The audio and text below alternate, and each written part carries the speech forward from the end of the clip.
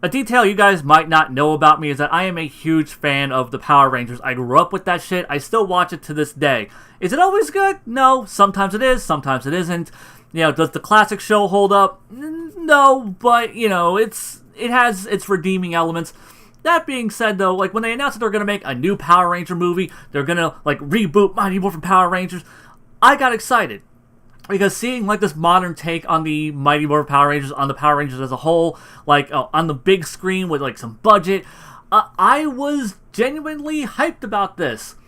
Then I started seeing, all the things that have been coming out, and the more that they've shown, the more I just have been more apprehensive about. To the point where now I'm just... I imagine this film is going to be the movie that shall not be named of 2017. And it just feels like it is an adaptation that completely misses the spirit of what the original was. And it's just taking the most superficial aspects of it. Oh, well, they're teenagers. They're kids in suits. There's a big talking head. There's a little robot with a saucer head. There's a space witch. There are big monsters. There's a big robot. That seems to be all they're really lifting. And of course, the names. Everything has the appropriate names. They are the Power Rangers. They're, I'm sure the Megazord is going to be called the Megazord. There's Rita, there's Alpha and Zordon, and, Jason, Kimberly, and all of them. All that is, like I said, it's the basic things that you would expect. But then tonally, it feels just completely at odds with what, Power Rangers is. I look at this trailer, because the trailer finally came out, and that's what I've been waiting for.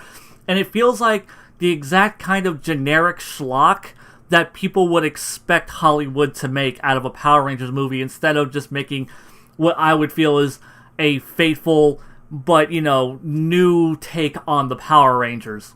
And I can already see people, fucking complaining. It's but Zeon, you have to, you understand that the original Power Rangers are campy, and you can't just, have them in spandex suits, and I don't want them in spandex suits. But I do expect certain things to carry over. First off, iconography is a big thing with any franchise. The Mighty Morphin Power Rangers, those suits are iconic. Just Batman or Superman, those suits are iconic. And I don't expect them to be spandex wearing motorcycle helmets. That'd be ridiculous for, a big budget movie that's trying to take itself seriously. But there are certain elements to the costume. The diamond formations on the chest, the white gloves with the diamond formations, also the white boots with the diamond formations. There's the color scheme, the palette. And, they got, the palette right in terms of, that's the Red Ranger, that's the Pink Ranger, that's the Blue Ranger. They got those elements right. But then, you look at the suits, and they're incredibly busy. They look nothing like the suits. If you look, you take a picture of, the Red Ranger, or just any of the Power Rangers, from the classic series, and then compare it to this movie, and they're not really distinguishable as the same thing. It's really hard to say. And I'm talking about if you took one individual ranger and lined them up next to, maybe you might be able to go, they got the silver plates on the mouth, and the glowy thing on the chest kind of is diamond shaped, so that's kind of like the diamond. I can see the morpher on their waist, so that's kind of, but it's other than those little tiny details, the suits are super busy. They have all this silver on them, and it's not even silver that matches up with say where the white would be on their old costumes. They have silver and this blue glowy shit going on all over them.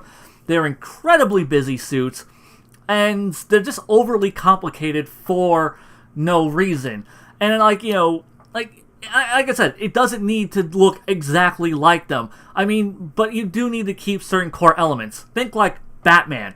Batman, every adaptation of Batman's always going to have the pointed ears on the cowl, the fringes on the end of the cape, the bat symbol, the belt, the little spikes on the gloves. Those are certain things that are key to Batman's iconography. You take those things away, and you don't have something that's distinguishable as Batman anymore. Even the Christopher Nolan version that decided to go full armor-plated suit, you look at it and at an immediate glance you go, that's Batman. And I feel like, these suits don't have that. Like the same thing with Superman. Superman the same way. Like Henry Cavill's Superman, like as shittily written as he is, like you look at him and you go, that's Superman. You see the red, you see the blue, you see where it's placed. You see the big S across the chest. You immediately identify that as Superman. But with these Power Rangers, I don't get that. Like, maybe with the Red Ranger, because like his helmet still maintains enough of the core design. But like, look at, say, the Yellow Ranger, the Black Ranger, the Blue Ranger, to a lesser extent Pink Ranger, because the helmet kind of looks a little bit more similar there. But like, you look at those helmets, and they don't reflect anything about those Rangers. Like, they don't look like the animals that they're supposed to be based on. And I like I said, I understand like you're taking creative liberties, but you need to try to maintain some of the iconography. Like, the only reason you can even tell that these are the goddamn Power Rangers is that they're all color-coded. They're guys and girls in helmets, with some sort of animal motif kind of design to them, and they're all color-coded. But honestly, when you get right down to it, they look more like the fucking Guyver. They look like if you just had a bunch of people like in the Guyver suits and then spray painted each one a different color. And I don't think that's a good aesthetic. Like you said, it's completely lacking in that iconography. The suits are way too busy. And I feel like it's made that way to just look how cool it is. There's glowy shit and silver parts and it's armored. And the armor parts I have no problem with, but compare that to, say, like, the suits from, like, the 93 movie. And no, I'm not going to say the 93 movie was better or it's going to be as great or anything like that. But when you look at those suits, the moment you see them, even though they're, like, armored and they look, like it's a completely different style of suit for, for those characters, the moment you look at them, you go, oh, well, that's the Pink Ranger, that's the White Ranger, that's, they kept the core elements to the designs. And this isn't limited to just the Rangers. You look at Rita Repulsa, and she has nothing in common with the classic Rita Repulsa. And I understand, like, you want to go in a new direction, you want to do this. I do appreciate that, okay, so it's green and gold. It's to signify that she was previously the Green Ranger or whatever, which, spoilers, I guess, okay. I'll get into that in a little bit, but okay, so I understand she has history to the Green Ranger, so like they went that, but they keep nothing from like her old design. Like, I don't expect her to have like spiked torpedo boobs, but like at least like the fringe collar, maybe something that resembled similar to her old hairstyle. Like maybe having it like come up in spikes a little bit, just little things that would go a long way. Maybe something reminiscent of her headband. Nothing about her design even harkens back to how Rita Repulsa looks. It is a completely different design that has nothing to do with Rita Repulsa. And though, like, it even looks like, she has like an alternate outfit in the trailer. And I mean, the alternate outfit, that's cool, but she looks a bit more witch-like, but at the same time, still nothing from her old design is carried over whatsoever. The Megazords, honestly, it's kind of what you would, once again, it's like what you would expect Hollywood to do if they're going to try to reboot Power Rangers. Instead of, going with something similar to what we're used to, they look like Transformers. They look like the Michael Bay Transformers. They look like just big, disjointed pieces of colored metal, and they don't really look that much like the things that they're supposed to. I mean, they very vaguely are very vaguely reminiscent of, okay, that kind of looks like a T-Rex, that kind of looks like a Triceratops, that doesn't look anything like a Mastodon, that kind of looks like a saber-toothed tiger, maybe, if you squint your eyes, and then you look at, like, the Megazord itself, when it's all combined, it looks nothing like the classic Megazord. Like, the classic Megazord, once again, it's iconography. It is, like, the staples of the franchise. And when you think of, like, the Megazord, like, it has such an iconic look to it.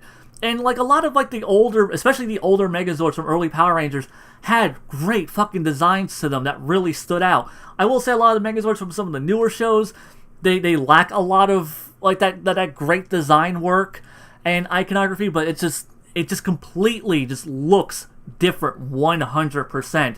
And once again, it doesn't even, like, when you look at it, it doesn't even look like, oh, like, that's a bunch of robots combined together to make one robot. No, it looks like some sort of just big hulking robot that has, like, just different color pieces attached to it. And that's it. And that just, I really just hate the Megazord design for this. And for people to think like, oh, well, you gotta change it for this. You know, like, what's a great fucking reboot that's kind of like in the same vein is the new Voltron series. I'm probably gonna reference that a few times. They took a lot of liberties, but like, you look at Voltron, that's Voltron. The colors are all in the right places. The lines are there. It is a redesign. But it's a redesign that keeps the core elements of the original aesthetic. And this Megazord, like, if you showed me that, I'd be like, oh, so who's that from the new Transformer movie? Oh, that's the Megazord! Oh! That looks nothing like the Megazord. So, yeah. Then you have Zordon and Alpha, and they're serviceable, I guess. I don't really dig the big googly eyes on Alpha and his fucking metal beer gut. Nor do I like the fact that, Bryan Cranston's Zordon is like this weird kind of shifting metal thing. But it's fine. Like, once again, like, that's like, creative liberties I'm okay with.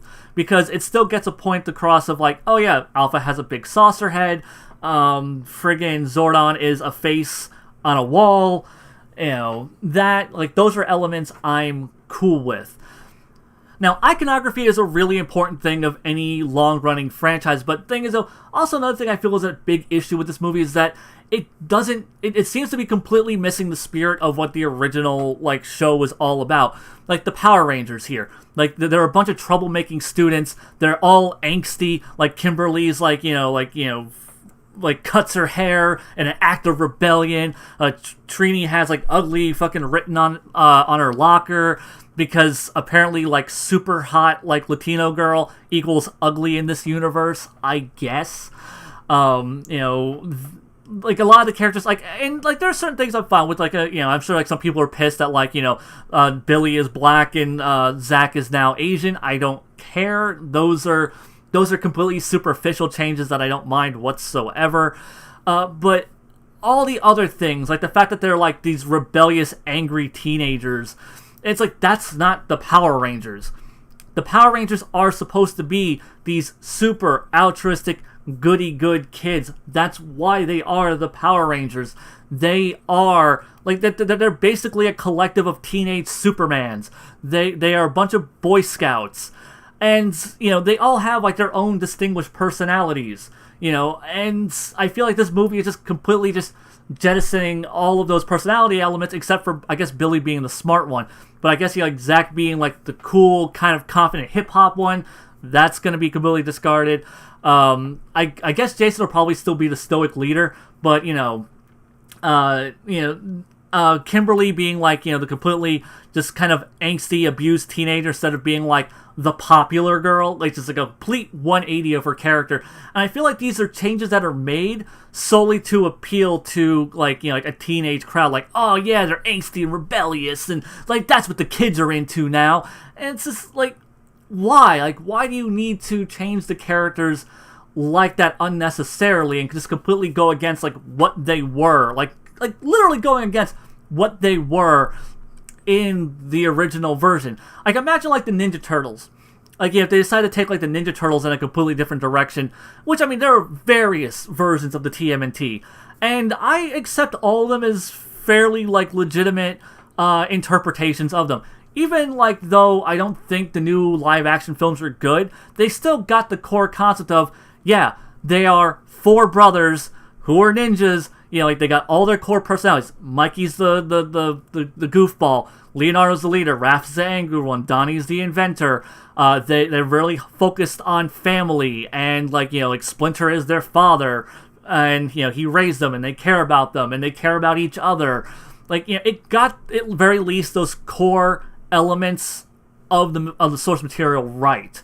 Here, it seems like they're just kind of ashamed of the source material. They're trying to move as far away from what these characters originally were.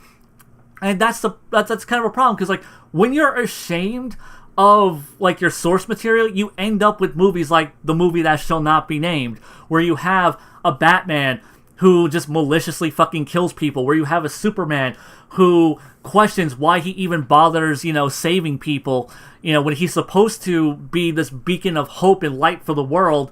He feels completely indifferent towards the people he's supposed to be protecting. And while we're talking about completely missing the concepts of characters, Goldar is now a big, globbing, fucking, just massive monster thing. He's just a thing for the robots to punch, where before he was a fucking character. Like, he had, like, a personality, like, I'm not gonna say he had, like a great personality or, like, a complex one, but, he had a personality to him. He was menacing and he was cool. Like, he was probably one of the coolest elements of the original Power Rangers series, and here he's just big, gold, faceless, globby monster thing.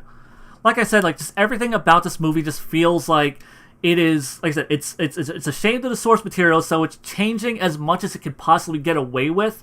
Like, we'll keep the names, we'll keep the colors, we'll keep like the big robots and like all of the things that you're used to seeing, like that you would necessarily expect like a Power Rangers movie to have, but we're going to change everything else. And not necessarily change it in creative, unique ways that maybe could enrich the story. Instead, we're just going to kind of like, change things to, make it as drastically departed from the original as we can. So that way we can most likely tap into a new audience who might think Power Rangers is dumb and campy. The further you take it away from the campy source, like, the more likely you are to get the average schmuck to go fucking see it in a theater. It's the same issue that the fucking Transformer movies have. Like I said, it's the same fucking issue that the movie that shall not be named had, and it's really fucking disappointing because, like, the Marvel Cinematic Universe has proven that you can take characters from their source and you can, just put them on screen. And, you can make the necessary changes you need to get, like, to make it work in live action and make it be believable, but also keep the elements that are core to those characters. I mean, you don't need to make Steve Rogers some angsty, angry war vet with fucking PTSD to be fucking relatable. You don't need to change his costume and remove the red, white, and blue stripes and all the iconography that makes him who he is. And like the same thing with Thor or Iron Man. Like, you don't need to remove all those elements. And I feel like this is just another one of those movies that's, like I said, ashamed of the source material, so it's just trying to divorce itself from it as much as you can. And when you do that, like I said, you get the movie that shall not be named. And another example is you get Dragon Ball Evolution. Like, if you really want to get right down to it, Dragon Ball Evolution, yeah, you had Goku, and you had and he had a grandpa named Gohan. He learned a Kamehameha. He had his orange gi. He had his spiked hair. Bulma was from Capsule Corp. She had little capsule things that her vehicles came out of. Yamcha was like this desert-dwelling bandit guy.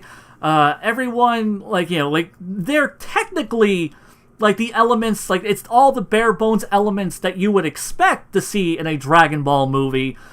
But it's how you're treating that material. Like, there's all the important elements, like Goku being like this kid who was raised in the, in the wild and being, kind of like dim-witted and like not really in touch with society. Like, those things, they got rid of all like the sillier elements of Dragon Ball because you're trying to, to appeal to the lowest common denominator, and that's how I really feel this movie is going. I could be completely wrong. Now, I will admit, there are some things that have been leaked that sound really interesting. The fact that Zordon was a former Red Ranger. The fact that Rita Repulsa was a former Green Ranger and that she went evil. It would be really cool if they try to tie into the lore. Like, maybe she was corrupted by Lord Zedd.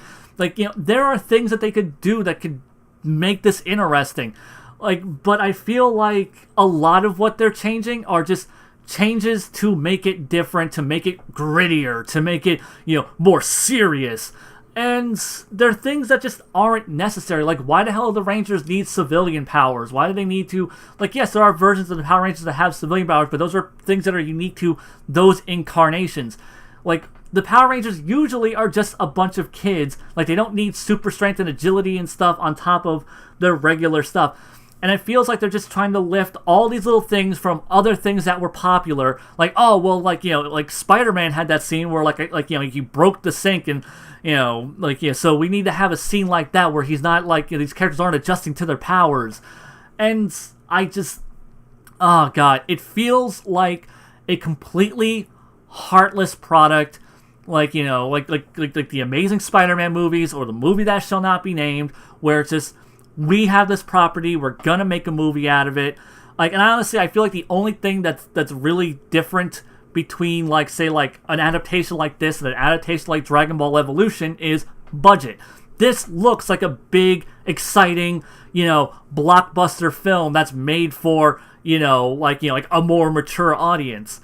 And I'm not gonna be suckered by shit like that. I know, like, how that shit usually turns out. Like I said, I could be completely wrong. This movie could end up being, like, really faithful and taking certain turns, but there are just certain things that just, like I said, the personality of the Rangers, the fact that they're needlessly shipping Red Ranger and Pink Ranger, Kimberly and Jason, it's like, oh, well, why? Because, you know, that's just kind of like, you know, like, you have characters of opposite gender, so of course they need to be dating, like the two main ones need to date, because we need a romantic subplot in a movie for people, like a general audience, to get into it. And, like, I'm not even, like, yes, I know, like, you know, like, My More Power Rangers had Green Ranger stuff, but, like, he came later. It's not like, you know, like, you know, it was introduced, like, these characters met each other and they immediately, like, oh, well, we're gonna hook up now, you know, because we're, like, the two attractive leads of this story. No, like, they actually was kind of cool about, like, you know, Kimberly first sees Tommy and fucking, like, you know, and she's like, oh, like, he's really cute, and she falls for him, and then he ends up becoming a Ranger, and then they kind of develop their relationship over, like, the course of the series. And, like, and I'm not, like, bothered because, like, oh, well, like, Tommy and Kimberly are canon, blah, blah, blah, and they're going against that. No, I have a problem with it because it feels generic and unneeded. Like, you know, it's just, like, they're doing it because that's what audiences expect. That is what the general popcorn crunching public, the slobbering masses expect from their big blockbuster films. Explosions and cool special effects, characters in vibrant costumes, and, you know, forced stupid fucking romantic subplots because, and angsty characters, you know, who are fucking angsty for reasons because, you know, if they're not angsty, then they're not, I guess, believable. Like I said, like, this is just, it feels like a completely loveless product. It's not trying to celebrate the material. It's just trying to take, like, the bare bones elements that people would expect. You know, they're completely shoving away the iconography. They're completely just shoving away the pre-established characters, like how they were represented. And they're replacing it with just kind of like these cookie cutter, like, look, now the suit's all, like, intricate and cool looking and blah, blah, blah. Oh, like, now the characters are angsty and angry and, like, you know, they're troubled teens. It's changing the material in the most uninspired, bland fucking way. And that is why I am not happy about this, because, like, there are some cool things. Like say if, like, in the sequel, they decide to have Rita have a heel-to-face turn, and she becomes the Green Ranger, and now she has to fight against Lord Zed or something. That would be interesting. Like, you know, yes, that requires removing Tommy, the most popular fucking Ranger of the entire franchise, but that's a ballsy fucking creative move, and that's something that I would celebrate, because, you know, you're doing something exciting and new and interesting, not just, you know, taking out the old elements and replacing them with the most bland, cookie-cutter, generic-ass, you know, what the common fucking public would expect from an adaptation of Power Rangers for a gritty reboot. So yeah, that's my fucking rant on this. I hope the movie's good. I do. I hope it's great. I hope it's, you know, that it you know, re-sparks interest in the franchise, and, like, the movies keep going, and they make more great sequels, and it becomes like this, you know, long-running fucking film franchise, kind of like how the series has become a long-running television franchise that's still going to this day. But I don't want just generic, by-the-numbers, like, you know, uninspired garbage, and that's from everything that I can see, outside of like the few little leaked information about Rita being a former Green Ranger and Zordon being a former Red Ranger, everything else feels like just the most uninspired, by the numbers, garbage ever. Till next time, guys, Zeon out.